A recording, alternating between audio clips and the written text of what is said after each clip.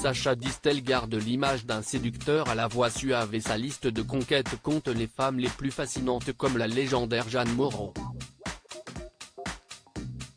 Pour autant, une femme a réussi à garder le playboy de la musique française au sourire ravageur, une sportive de haut niveau. Serait-ce son mental d'acier d'athlète qui lui a permis de construire ce qu'aucune avant elle n'avait réussi? En ce jour anniversaire de la star de la chanson, ce 29 janvier, portrait de Madame Distel. Sur les pistes de ski très chic de Megève en France, Francine Bréau a croisé le regard de Sacha Distel. Elle a épousé l'interprète de La Belle Vie en 1963 et de leur union sont nés deux fils, Laurent en 1964, puis Julien en 1967. Si est le début de 4 décennies d'amour, de bonheur mais aussi de médiatisation et parfois d'échecs et d'infidélité.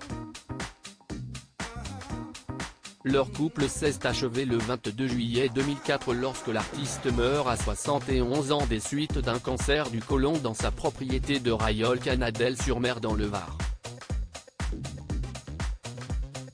De la douleur du deuil à la douleur physique dans France dimanche en 2014, elle s'était épanchée sur sa vie sans Sacha Distel, une existence qu'elle n'a pas voulu partager avec un autre homme.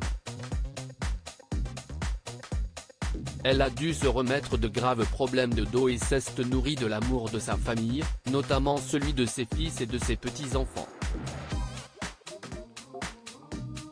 Mais si sa santé s'est faite fragile, elle n'est pas de nature à ne pas se laisser abattre. Sportive dans l'âme, cette expérience m'a appris que la douleur physique dévorait toute votre énergie, si est épouvantable. De retour à Paris, la veuve de Sacha Distel a souffert 1 an et demi d'une sciatique peu avant son 80e anniversaire. La natation lui a alors fait beaucoup de bien et a pu célébrer son âge comme elle le souhaitait. J'ai organisé un slalom géant pour anniversaire. Je suis assez fière, j'ai réuni 30 amis skieurs, mes 2 fils, Laurent et Julien, et mes petits-enfants. Ses fils lui avaient offert une croix de Savoie en or gravée des mots « On t'aime ». J'ai perdu celle que Sacha m'avait achetée pour nos 35 ans de mariage, avait-elle précisé, non sans émotion.